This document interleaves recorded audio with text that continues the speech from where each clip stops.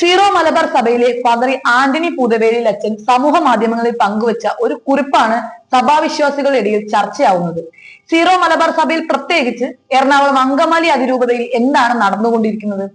കഴിഞ്ഞ 3-4 വർഷങ്ങളായി ആരാധനക്രമവുമായി ബന്ധപ്പെട്ട് ശമനങ്ങളില്ലാത്ത ശണ്ടകളും ഇടവകകളിൽ കലാപ കലുഷിതമായ സാഹചര്യങ്ങളും അരങ്ങുതകർത്ത് ആടുമ്പോഴും അന്തഃപുരങ്ങളിൽ എന്ന് വീണ വായിക്കുകയാണോ പ്രതിബദ്ധതയില്ലാത്ത സഭയുടെ പ്രതിപുരുഷന്മാർ? പ്രസവിച്ചാൽ മാത്രം പോരാ, അമ്മയാകണമെന്ന ആപ്തവാക്യത്തിന്റെ അർത്ഥം എന്തെന്നറിയുമോ ഈ മേൽപ്പെട്ടമാരായ ഈ പ്രതിപുരുഷന്മാർക്ക്? കത്തോലിക്ക സഭയോടും ഏറെ പ്രത്യേകമായി നൂറ്റാണ്ടുകൾ പിന്നിട്ട കാലപ്പഴക്കത്തിലുള്ള കൈമാറ്റം ചെയ്തു കിട്ടിയ വിശ്വാസവും പാരമ്പര്യവും ജീവിച്ചു പോരുന്ന സീറോ മലബാർ സഭയോടും നിർവാജ്യമായ കൂറും പ്രതിബദ്ധതയും പുലർത്തണം. തങ്ങളിൽ ഭാരമേൽപ്പിച്ച അജപാലന്റെ ദൗത്യം പ്രവാചക വീക്ഷണത്തോടെ ഏറ്റെടുത്തുകൊണ്ട് സഭാമക്കളിൽ വിഭാഗീയതയും ഭിന്നിപ്പും സൃഷ്ടിക്കാതെ അവരെ ക്രിസ്തു സ്നേഹത്തിന്റെ സൗഹൃദ ശൃംഖലയിൽ കോർത്തിണക്കി ആത്മീയതയുടെ ഫലഭൂഷ്ടമായ മേച്ചിൽപ്പുറങ്ങളിലൂടെ വഴി നടത്തേണ്ടവരാണ് നിങ്ങൾ മേൽപ്പെട്ട സ്ഥാനികൾ.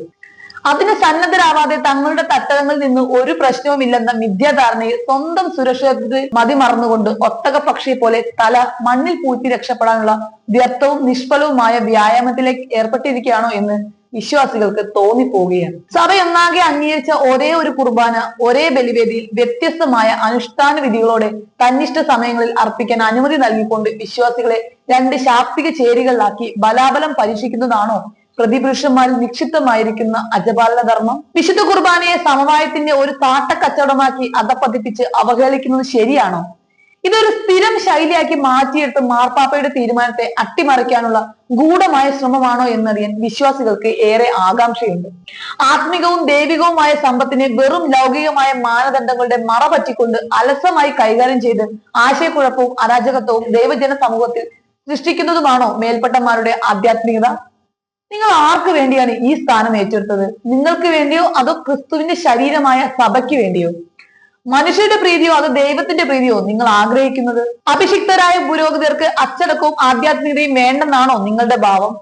സാധാരണ വിശ്വാസികളെ പോലും ലജ്ജിപ്പിക്കും വിധം ആരാധനക്രമത്തിന്റെ പേരിൽ അക്രമം കാട്ടുകയും അരാജകത്വത്തിന് പ്രോത്സാഹനം നൽകുകയും ചെയ്യുന്ന വൈദികരെ ശാസിക്കുന്നതിനും അവരുടെ തെറ്റുകൾ ചൂണ്ടിക്കാട്ടി തിരുത്തുന്നതിനും പകരം അവരെ വശസ്സിലേക്ക് ചേർത്ത് കിടത്തി സംരക്ഷിക്കുന്നതാണോ നിങ്ങളുടെ അജപാലന ധർമ്മം? സീറോ മലബാർ സഭ ഔദ്യോഗികമായി അംഗീകരിച്ച ആരാധനാക്രമം തങ്ങളുടെ അവകാശമായി അംഗീകരിച്ച് നിവർത്തിച്ചു തരണമെന്ന് വിശ്വാസികൾ ആവശ്യപ്പെടുന്നത് തെറ്റായ സമീപനമായാണോ നിങ്ങൾ കരുതുന്നത്?